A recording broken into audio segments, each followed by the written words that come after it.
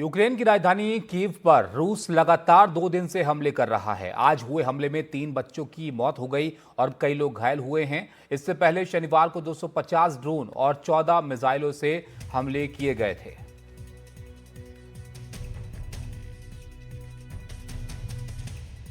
Ukraine की राजधानी Kyiv पर रूस के बड़े हमले जारी हैं। रविवार को लगातार कीव पर एक के बाद एक बड़े हमले हुए।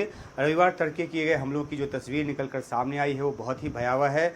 हमलों में कई इमारतों को भारी नुकसान पहुंचा है और बहुत से जो लोग हैं वो इसकी जद में आए हैं। कीव शहर के जो सैन्य प्रशासन के जो प्रमुख हैं उनका कहना है कि 1 दर्जन से अधिक ड्रोन जो है वो कीव के आसमान में थे। हालांकि इनमें से अधिकतर को मार गिराया गया, लेकिन इसके बावजूद जो है वो नुकसान हुआ है। एयर सायरन के बाद अधिकतर लोग जो हैं वो शेल्टर में चले गए थे। फिर भी इन हमलों में 3 बच्चों समेत 3 बच्चों की मौत हुई है और 9 लोग जो हैं वो घायल हुए हैं। कीव के अलावा खार्किव जैसे बड़े शहर पर भी हमला हुआ और कुल मिलाकर रविवार तड़के हुए हमलों में 9 लोगों की जो मौत है वो यूक्रेन में हुई है और कई दर्जन जो हैं वो घायल हुए हैं।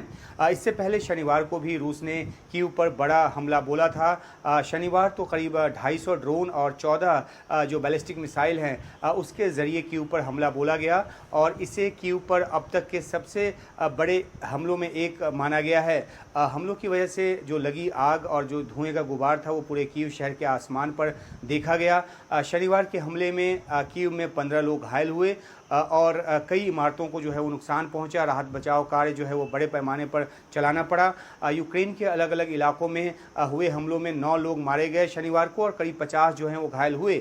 यूक्रेन के राष्ट्रपति ज़ेलेंस्की ने कहा है कि कीव पर बड़े हमले बताता है कि रूस के जो राष्ट्रपति पुतिन हैं वो युद्ध को और लंबा खींचना चाहते हैं। युद्ध को ख़त्म करने में उनकी कोई दिलचस्पी नहीं है और इसलिए ज़ेलेंस्की ने अपने पश्चिमी सहयोगियों से रूस पर और कड़े प्रतिबंध की मांग की है।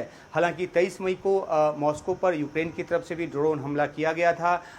हालांकि उन ड्रोन्स को हवा में ही नष्ट कर दिया गया, लेकिन इसकी वजह से मॉस्को के 4 हवाई अड्डों पर उड़ानें जो हैं वो कुछ समय तक बाधित रही थी। अमेरिका की तरफ से तमाम कोशिशों के बावजूद जो है रूस यूक्रेन में सीज फायर नहीं हो पा रहा। रूस अपनी शर्तों पर अड़ा है और अमेरिकी राष्ट्रपति ट्रंप जो हैं उन शर्तों के सामने बेबस नज़र आ रहे हैं और इस बीच रूस जो है वो अपने बड़े हमले जो है वो यूक्रेन पर और ख़ासतौर पर राजधानी कीव पर जारी रखे हुआ है।